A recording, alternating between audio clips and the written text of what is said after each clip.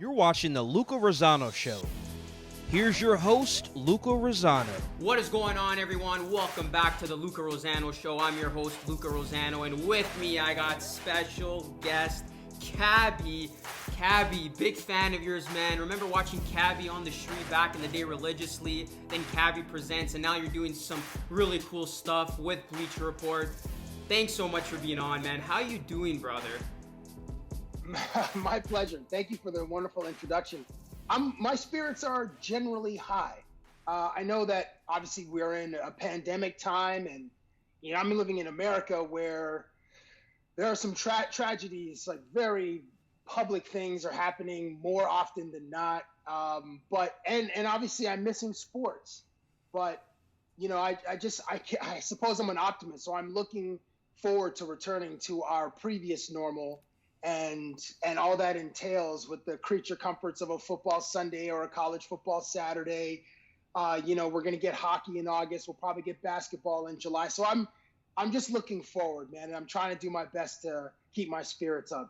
Now, I got to ask, you are living in Las Vegas right now. How is it living in Las Vegas during a pandemic? I mean, that doesn't seem to be too fun. It's weird.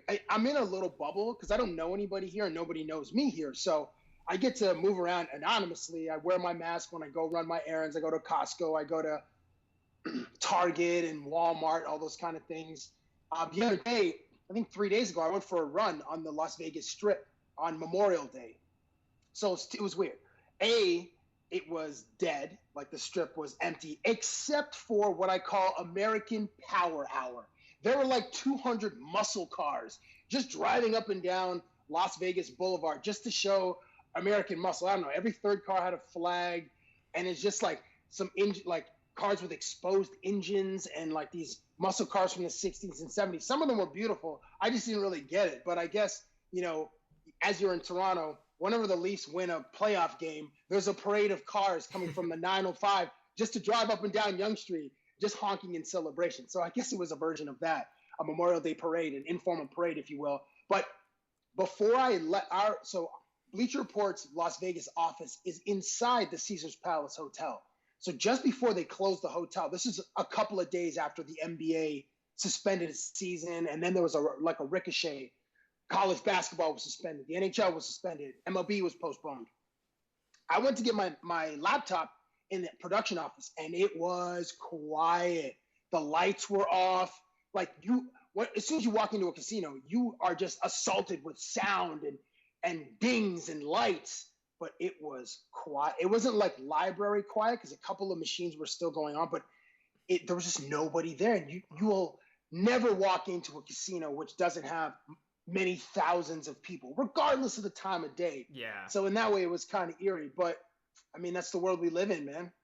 Yeah, for sure, man. I mean, I can't even picture that in my head right now because I was able to visit Las Vegas a few years ago, and it was like the complete opposite of that, as you know. Cabbie, be honest with us. Have you developed a bit of a gambling problem since moving to Las Vegas? Yes, Luca. Oh, man. So my introduction to the Bleacher Report betting crew, like day one that I got the gig, and I arrived on a Wednesday, and our first show is on Sunday, to start the NFL season. Guys in the office were betting on the first inning baseball games. They call them Nerfies, no run first innings. So they're betting like $100 on whether the Twins or Cleveland would score in the first inning. I was like, this is the level of degeneracy I walked into in this office. So I'm not on that level yet, but I've definitely bet more UFC. I've sprinkled a little bit on college football. My March Madness, I had like 8 futures bets. I was going, San Diego State and Creighton and Dayton. Some of these like 16-1, 20-1 type of long shots. Always, I got my money back for those, but I have lost. I'm just losing everything. I've just been losing hundreds of dollars. I'm making bets inter-squad. I've lost money to Kelly Stewart, who is my co-host on the betting show and the game show. Wow. She is like so dialed in with like NFL and college football. So it's hard to beat her in a bet. And I lost this Jalen Hurts. And here's the thing, like she's such a gambler that she won't accept $50 bills. She believes that $50 bills are jinxed. So every time we make $100 bill, I have to give her a $100 bill because she won't accept 250s.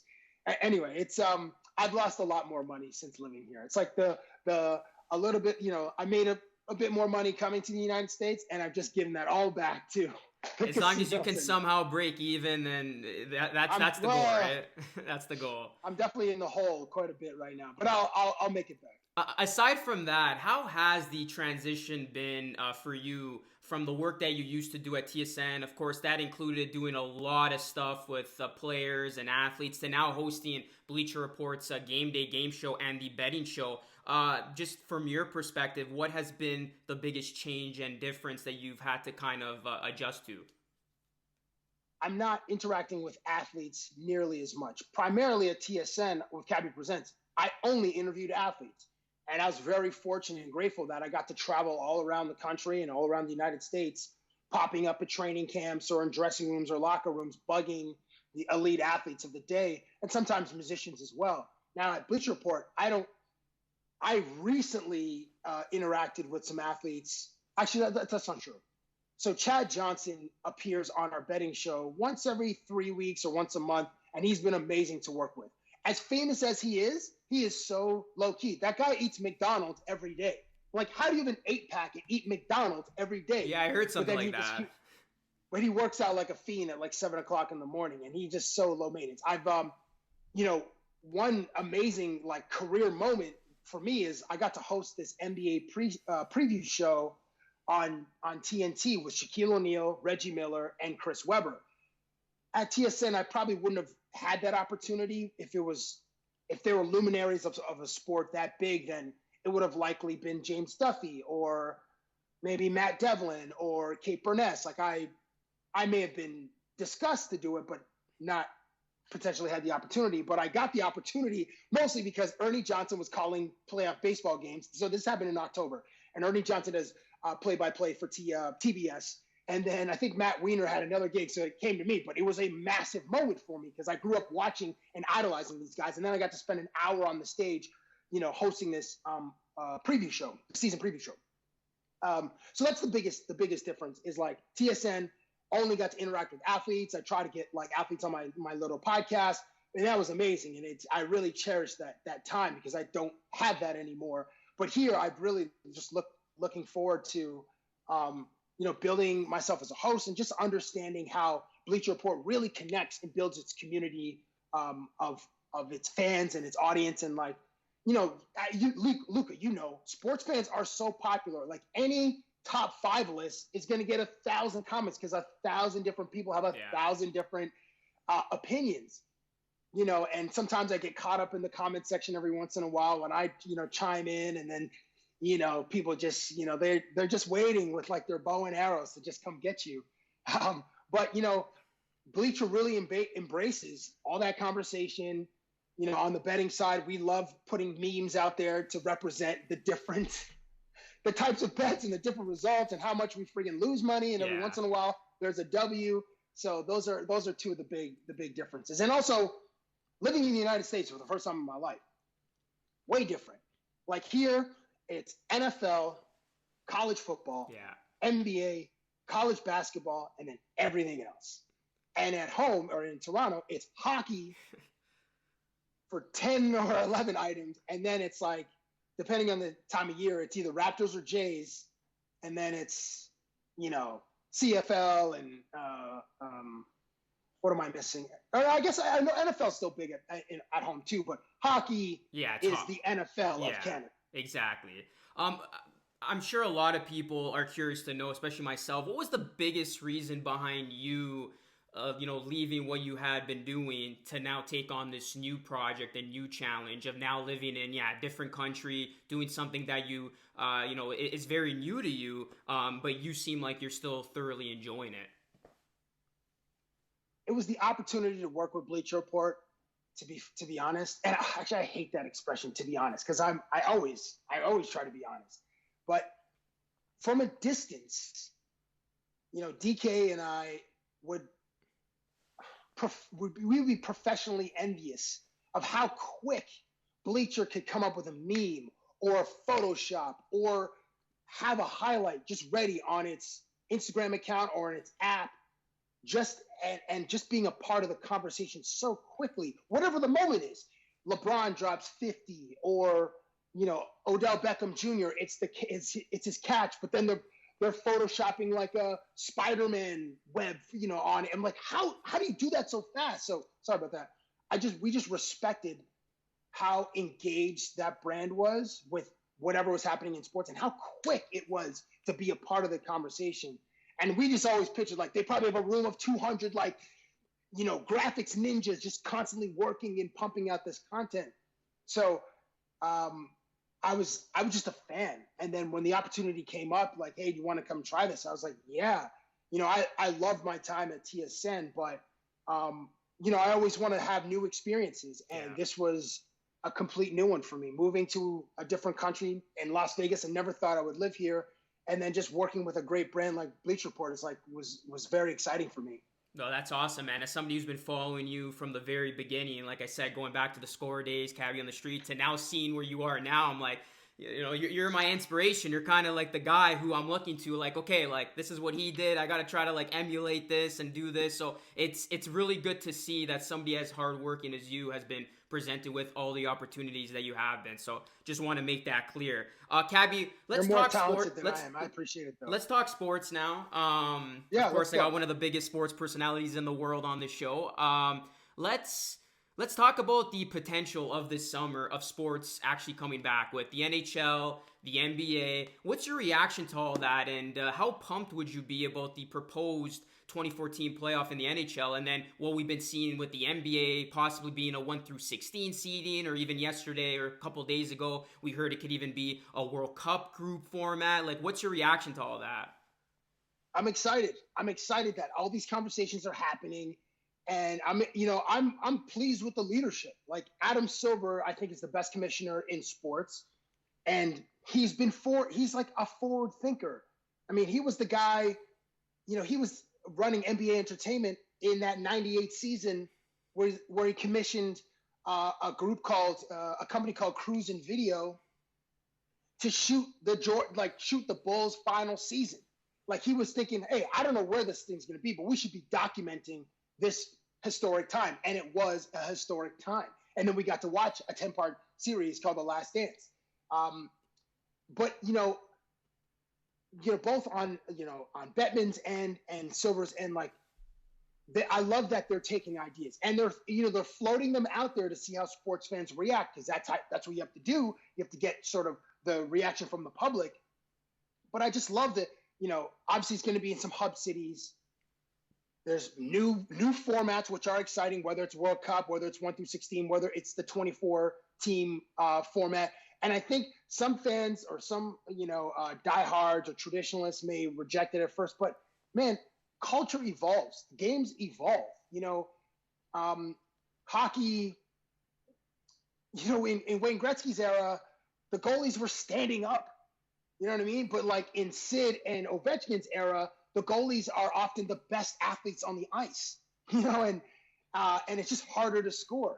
In basketball, what's made it easier to score is the importance of the three-point shot, which was championed or which was ushered in by Steve Kerr and the Golden State Warriors, and then James Harden and Russell Westbrook. James Harden's kind of taking it to the next level.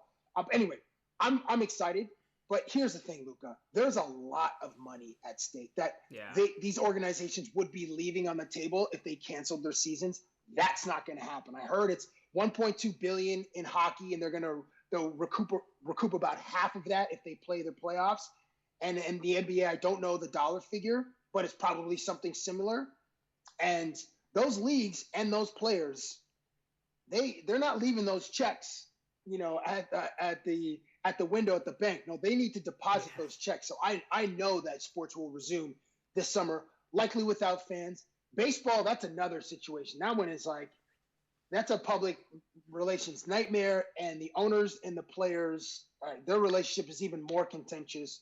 But I think hockey, and I'm confident hockey and basketball will resume this summer, and there'll be a playoffs, and there will be a champion awarded, and likely the next season will probably start like Christmas.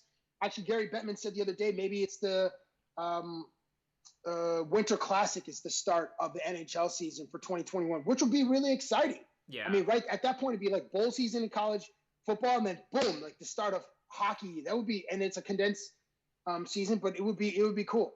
Yeah, I'm sorry that was a long answer. No. It's all good, man. It's interesting because, like you were saying, this almost like pushes now the NBA and NHL to do things new, but in essence, they wanted to try different things and new things. Like I know even the NBA, they had experimented with having potential like in-season tournaments and having their season start officially around Christmas. So now this would just, make it come to fruition. So, I mean, for as bad as this whole pandemic has been to the sports world, it allows for more like creative ideas to come from it, which I'm excited to see, as I'm sure you are as well. 1,000%. I want to go now to like the NBA world. You obviously covered the Raptors a lot while we absolutely stunk. Seeing how they've kind of transitioned throughout the years, winning a championship last year, now having a legitimate squad. What's your reaction to the Toronto Raptors and how you think they would fare in a postseason that would be played with no fans this season, of course? I will start by giving praise and like the highest order of respect to Masai Ujiri. I believe in Masai. He's a Yoda. He's a Jedi, and with his vision and sort of his vision and the backing of Tim Leiweke before he left MLSE, he changed the entire direction of the franchise and took a huge swing with trading away the face of the franchise to get Kawhi Leonard on a rental. But hey, man, to use a Vegas term, my guy put all the chips in the middle of the table, and then and he hit the jackpot. Yeah. Or whatever the poker term is. And it's been amazing to see the change in the fan base. Toronto, as Canadians, we have like a little brother complex to the United States. Obviously, we absorb all of America's culture. They're our biggest trading partner. 80% of our GDP, or 80% of our exports, we sell to the United States. So we're constantly comparing ourselves to Americans when it comes to, entertainment and sports and all those things. So because we had this little brother complex in Toronto, and some big free agents didn't want to play here because they get taxed twice. We saw that with baseball, and obviously in basketball. Even though there are ways to recoup some of that money back, but people don't talk about that. Anyway, to see the growth of the fan base and to see how varied the fan base is, how diverse the fan base is amazing. So on the day of the parade, 2.5 million people. Yeah, that was nuts. I'm on bus 4. I'm on the bus with Pascal Siakam, Norman Powell, Pascal, OG Anunoby, and oh my gosh, I could see his face, Patrick McCaw. And my man Dave Cricks and I, my producer, we were just marveling. At one point, there was like a stretch of maybe 40 feet where there were like 86-year-olds. And every face was different. Like it was just a mosaic of people. And like, that is so Toronto. And when the Toronto Maple Leafs eventually win the Stanley Cup, because they're going to at some point in the future, will we see the same kind of diversity? I feel like basketball just brought the whole country, like everybody together. And hockey, although that's Canada's passion and it's Canada's most popular sport, I don't know if it reaches everybody. You know what I mean? So seeing that was amazing. Okay, so anyway, back to your question. How will the Raptors fare in their pursuit to be back-to-back champions? Obviously, I don't know, but my uneducated guess is the chemistry is so strong. Yeah. And Nick Nurse has been able to win with like 40 different lineup configurations because various players have been injured. Now, because we've had 2 months off, a lot of players have been able to get healthy. So there's even a rumor that Kevin Durant might return for the Brooklyn Nets when the season resumes in like July. Yeah, him and Kyrie, and I think Kyrie's shoulder is messed up. But listen, it gives us a chance, it gives the Raptors a chance to be at full strength. And there have been a couple of new pieces, and some of the young players have really flourished. But since that team plays with such a big chip on its shoulder, and no one gives that team any props, even during the 15-game win streak, which I was looking at from a distance, and I was pumping my fist, and I was experiencing so much FOMO because I wasn't in Toronto to be in Scotiabank celebrating, even though I'm part of the media and we're not allowed to celebrate. I would have been quietly celebrating and then high-fiving people. You know, the team gets no respect. And I think that is a huge piece of motivation, and that would carry them forward to some wins. Now, would they beat Milwaukee or Boston? Nobody knows until it happens. But I think the team is in a good position for a deep run. Yeah, what's up with that? Like that little brother complex that you're talking about? Because it's funny, going back to the disrespect, especially like, you know, Americans and the analysts towards the Raptors. I actually did a video on that on YouTube, which kind of like blew up a little bit, of people saying, yeah, like, you know, the American media never gives the Raptors their due diligence and their justice and the respect that they deserve. Like, what do you think that comes from? Again, like, just like the notion that we've always been kind of the little brother to the States? I guess Toronto is not a sexy market, I guess, and it's considered a small market. Toronto as a city is world class, and the players love coming to Toronto. But I suppose on the media end, it's just it doesn't have a history of basketball. I mean, the team's only 25 years old, even though the first ever NBA game was played at Madison Square or Maple Leaf Gardens. Actually, I might need to check that. I believe the Huskies played the Knicks in the first ever NBA game. I believe. That sounds right. We'll fact check this after. Yes, please do. But it's just not. It's like I suppose it's because it's a small market, and the basketball history isn't the same, obviously, as like Boston or Philadelphia or New York or Chicago. Even Chicago's legacy isn't that old, but obviously the greatest of all time played for the Bulls. So yeah, I mean that elevates the franchise. I want to actually ask you about that. So the Last Dance docuseries came out, phenomenal, 10-part series highlighting Jordan's career and pretty much the dynasty in Chicago. You actually got to do a very interesting piece with Jordan back in the day. I watched it again on YouTube yesterday, actually. Thank you. Did you get a chance to talk to Jordan off air? And if you did, kind of tell us your experience conversing with Jordan and how he is as a person. Like any juicy stuff from that altercation you had with him back in the day? No, it wasn't an altercation. Or interaction, I should say, not an altercation. Yeah. No, I didn't get to spend any time with Michael. I revere Michael, and like he moves the air when he comes into your presence. Like very few people just change the energy of a space, and Michael's one of them. And so the video, I did 2 interviews with Michael Jordan. Both times was not allowed to. Once, in 2009, it was Mike Weir's celebrity golf tournament. Steve Nash canceled. Yeah. Michael Jordan filled in. That's the one I saw. On the way there, they're like, Michael's not doing any interviews. So my man D and I, we just waited. Like, let's just wait and see if we can find a moment. And we did. And actually, there was another guy that did an interview with Michael before I did. And MJ was like, well, I'm only going to talk to one of you two guys. I'm like, okay, well, you can talk to him first because he's got to do a news story. So he spoke to this other reporter for a couple of minutes, and then he just kind of waited. And I was like, well, Michael, I brought you something. I brought you a card. So I went through my whole plan thing, and I spoke to him like 2 other times on the course. I just accosted him. And then the next time was in Vegas in like 2012 or 2013 at a golf course called Shadow Creek. Again, Michael is not doing interviews. And his manager, this lady named Esty Portnoy, is a shark. I've seen her once in 2007, and she just commands the room. She's like 5'2" and fiery. Anyway, we had to be like on the lookout for this woman. But then I just picked a hole. I'm like, I'm just gonna camp out of this hole. When Michael comes, I'm just gonna give him this really terrible Photoshop that I did, and then just gonna ask him about the song "Ninjas in Paris" and Jay-Z quoting the Notorious B.I.G. Game 6, Tyson Jackson Jordan Game 6 is the line from the song. And then he was like real cool about it. And actually he remembered me from the previous time where I hugged him uncomfortably in 2009 for like 7 seconds. Like no one gets to touch Michael Jordan.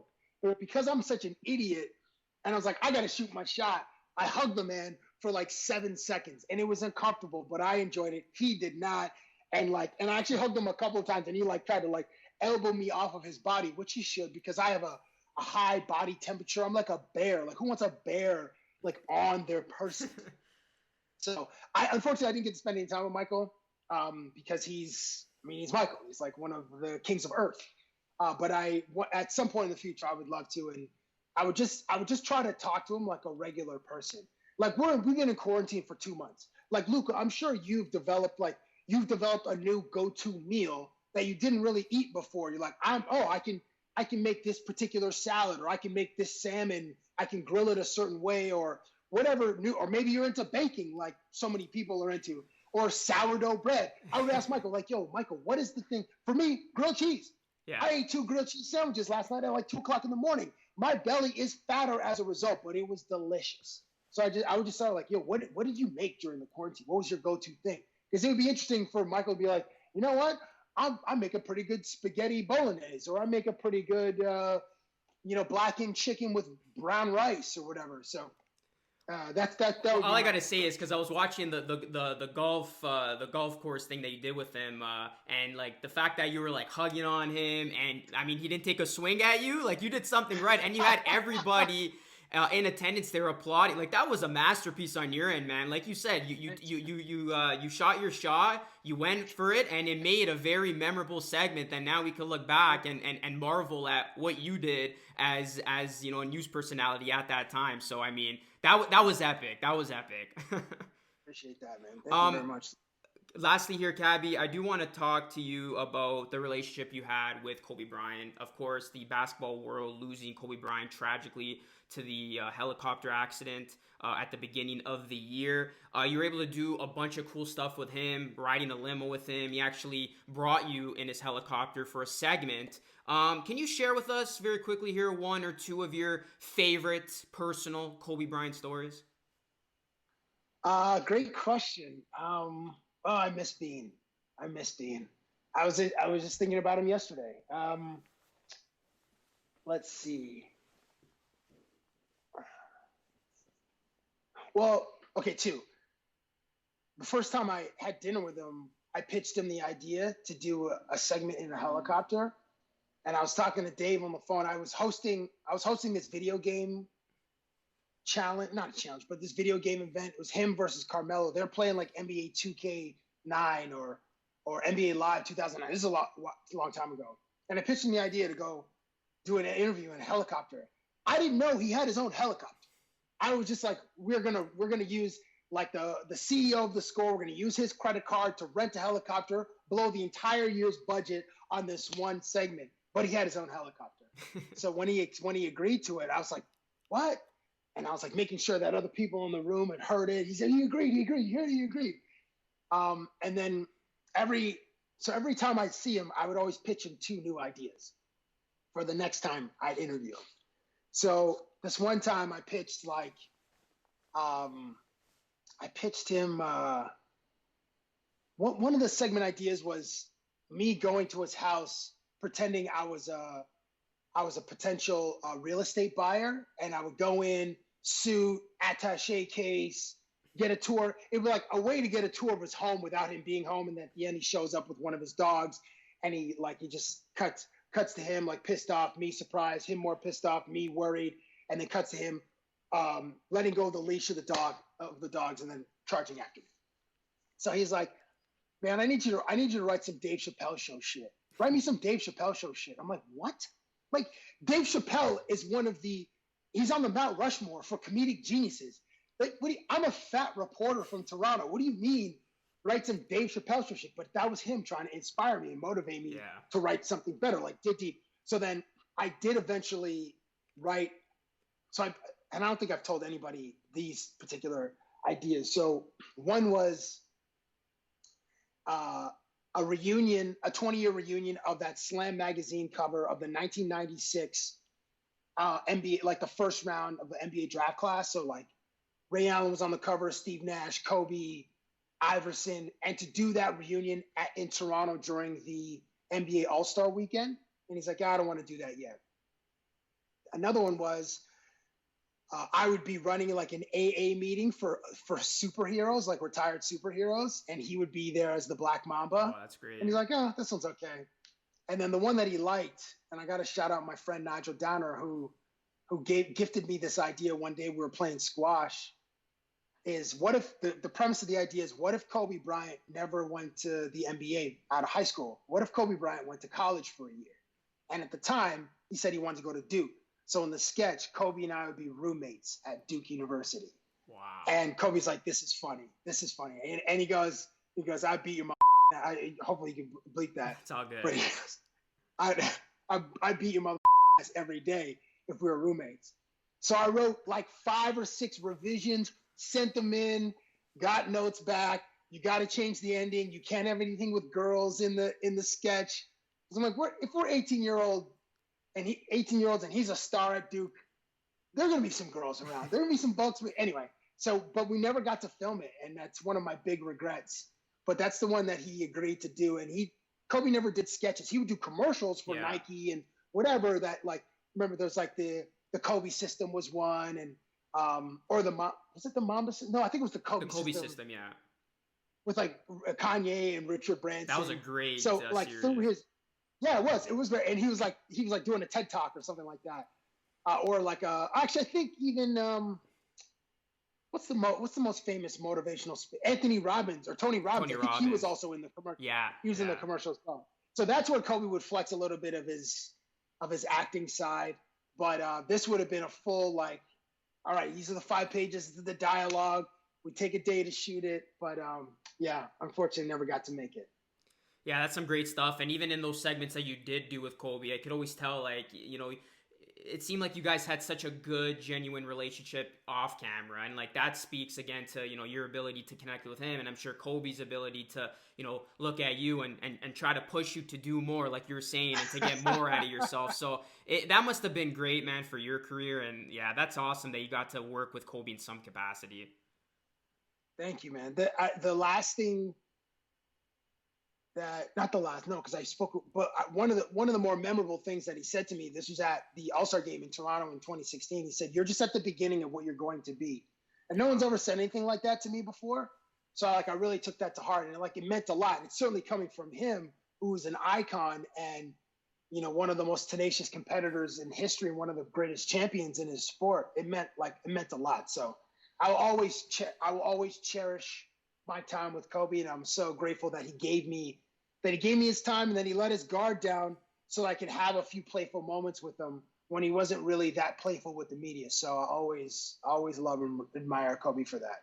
That's awesome. Awesome indeed. Cabbie, I can literally talk to you all day. I know we're kind of tight for time. I got We'll do this again. One final quick segment, rapid fire. It'll be 2 minutes. Let's go. Let's gut it out. First question here. Favorite moment while doing Cabbie on the street of all time?